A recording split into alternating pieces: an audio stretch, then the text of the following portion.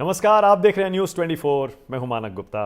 आज चाय वाला इंटरव्यू केंद्रीय मंत्री अनुप्रिया पटेल का, जो कि अपना दल की नेता हैं सोनेलाल पटेल के, और साथ ही उत्तर प्रदेश की सबसे बड़ी ओबीसी नेता भी मानी जाती हैं। बहुत स्वागत है आपका। क्या ये परिचय ठीक दिया मैंने? ठीक लगा आपको? मैं आपको शुक्रिया अदा करूंगी, आप इतना बेहतरीन आपने शुरुआत की है, थैंक यू। इसमें गलत क्या है? आप ओबीसी नेता यूपी की सबसे बड़ी अक्सर मानी जाती हैं। 4-5 एक नेता हैं ओबीसी के। देखिए, मैं अपने बारे में खुद बात करूं ये तो मुझे शोभा नहीं देता। जनता के मन में मैं हूं तो मुझे लगता है यही मेरी उपलब्धि। भाई, आप अनडिफीटेड हैं लगातार। आप असेंबली में भी और लोकसभा में भी लगातार जीत रही हैं आप। लोगों का प्यार मिल रहा है, मेरा सौभाग्य है। शुरुआत चलिए यहां से करते हैं। इस बार 2024 के लोकसभा चुनाव में अनुप्रिया पटेल कौन से मुद्दे उठा रही हैं जब खुद जा रही हैं प्रचार करने अपने इलाके में?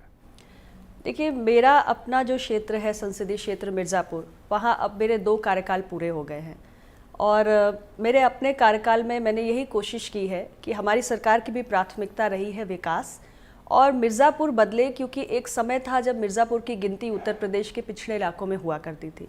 लेकिन आज के मिर्ज़ापुर में आप भी जाएंगे, मैं आपके चैनल को आमंत्रित करती हूँ कि आप जाइए और 10 साल में मिर्ज़ापुर में जो बदलाव हुए हैं, भारत सरकार से लेकर उत्तर प्रदेश सरकार की तमाम योजनाएं वहां पर पहुंची हैं। आज मिर्ज़ापुर में इन 10 सालों में मेडिकल कॉलेज बनकर तैयार है, केंद्रीय विद्यालय बनकर तैयार है, 50 बेड का आयुष अस्पताल बनकर तैयार है। हमारे यहाँ मोबाइल मेडिकल वैन के ज़रिए दूर दराज के इलाकों में, गाँव में गरीब जनता को स्वास्थ्य सेवाएँ मुहैया कराई जा रही हैं। हमारा डायलिसिस सेंटर काम कर रहा है, किडनी के रोगियों की सेवा कर रहा है। हमारे मिर्ज़ापुर ज़िले में उत्तर प्रदेश की सरकार ने विंद विश्वविद्यालय का शिलान्यास किया है। इंडियन ऑयल का 1100 करोड़ का टर्मिनल बन रहा है। ऐसे तो आप सुबह हो जाएगी, आप हाँ, काम दिलाने लगेंगी तो इतने सारे काम हुए हैं। इतने सारे काम हुए, इसीलिए आपको वो मिर्ज़ापुर जो वेब सीरीज आई थी उस पर गुस्सा आ गया था। हाँ, क्योंकि मिर्ज़ापुर, क्या बनाया आपने? देखिए, परसेप्शन का एक बहुत बड़ा वैल्यू होता है। मिर्ज़ापुर का जो परसेप्शन उस वेब सीरीज के माध्यम से क्रिएट करने की कोशिश की गई वो सच नहीं है। बहुत सारे लोग, जैसा कि मैंने आपको बताया कि 10 साल पहले आप बात करिए तो मिर्ज़ापुर को लोग बहुत जानते नहीं थे, और कुछ लोग जो यूपी के नहीं हैं, कहीं साउथ के हैं, कहीं दूर दराज किसी इलाके के हैं, तो उन्होंने कई बार इस वेब सीरीज़ के बाद मुझसे ऐसे सवाल पूछा कि क्या ऐसा है मिर्ज़ापुर? क्राइम तो और हाँ, गुंडागर्दी? ऐसा कुछ भी नहीं है। मिर्ज़ापुर बहुत शांत इलाका है, प्राकृतिक सुंदरता से भरा हुआ है और बहुत ही भोजपुरी बोलने वाले सामान्य जनमानस है। बहुत ही खूबसूरत है मिर्ज़ापुर। और योगी जी के आने के बाद तो वैसे ही लॉ एंड ऑर्डर कहते हैं बहुत सुधर गया। योगी जी के आने के बाद और भी शांति है, और हमारे मिर्ज़ापुर में ऐसा कोई क्राइम कभी था भी नहीं। और मोदी जी और योगी जी की जो विकास की परियोजनाएं हैं वो हमारे मिर्ज़ापुर में पहुंची हैं, तो विकास की एक नई राह पर मिर्ज़ापुर आगे बढ़ा है। तो मुझे लगता है कि वो एक बदली हुई तस्वीर पर अगर कोई फिल्म बनती या सीरीज़ बनती तो मुझे ज़्यादा खुशी होती।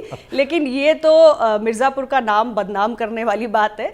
ऐसा हमारा मिर्ज़ापुर बिल्कुल नहीं है, और मैं तो देशवासियों को आमंत्रण देती हूँ कि आप आइए और हमारे मिर्ज़ापुर को देखिए। ओके, किस चेहरे पर आप चुनाव लड़ रही हैं अनुप्रिया जी इस बार? देखिए, चेहरा तो पूरे देश में हमारे एनडीए गठबंधन का निर्विवाद चेहरा एक ही है, प्राइम मिनिस्टर नरेंद्र मोदी, और उनके नेतृत्व में हम सब चल रहे हैं। उनके नेतृत्व में और राज्य में हमारे योगी जी, दोनों के सरकारों के एक कहते हैं समन्वय से मिर्ज़ापुर की तस्वीर बदली है, और पीएम साहब के मार्गदर्शन में हम सभी बढ़ रहे हैं। सोनेलाल पटेल भी सोनेलाल पटेल का नाम भी बहुत है उस इलाके में जहां से आप आती हैं। क्या उनका चेहरा भी लोग जानते पहचानते हैं, आज भी उनको मानते हैं और उनके नाम पर भी वोट पड़ता है? देखिए, बिल्कुल, हमारी पार्टी अपना दल सोनेलाल का अपना एक जनाधार है। हमारी पार्टी ने अपने स्थापना काल से निरंतर जो एक समाज में हाशिए पे पड़ा हुआ दबा कुचला समाज है, उसके अधिकार, उसकी भागीदारी के लिए संघर्ष किया है।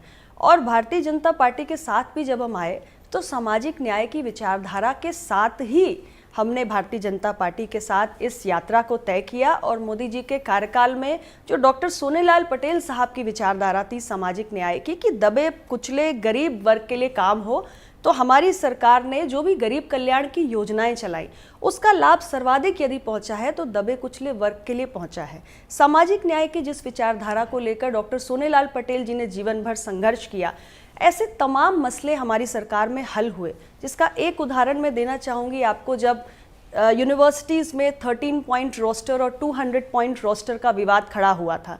तो हमारी सरकार ने पार्लियामेंट में कानून बनाकर जो 200 पॉइंट रोस्टर की व्यवस्था है उसको बहाल किया था। अभी एक कंट्रोवर्शियल एक निर्णय आ गया था यूजीसी का कि जो भी हमारे एससी एसटी ओबीसी की वैकेंसीज हैं जिस पे कोई एलिजिबल कैंडिडेट नहीं मिल रहा है उसको हम डी रिजर्व कर देंगे। लेकिन आप देखिए कि हमारी सरकार के एजुकेशन मिनिस्टर ने तुरंत आकर इसका खंडन किया और उन्होंने कहा कि ऐसा मोदी जी की सरकार में किसी भी कीमत पर नहीं हो सकता। तो डॉक्टर सोनेलाल पटेल साहब की जो विचारधारा थी, उनके फॉलोअर्स हमारे पूरे राज्य में, राज्य के बाहर अन्य राज्यों में भी मैं जाती हूँ, वहाँ भी हैं और मोदी जी के नेतृत्व में हमें उस विचारधारा को आगे बढ़ाने का लेकिन एक राहुल रास्ता जी और अखिलेश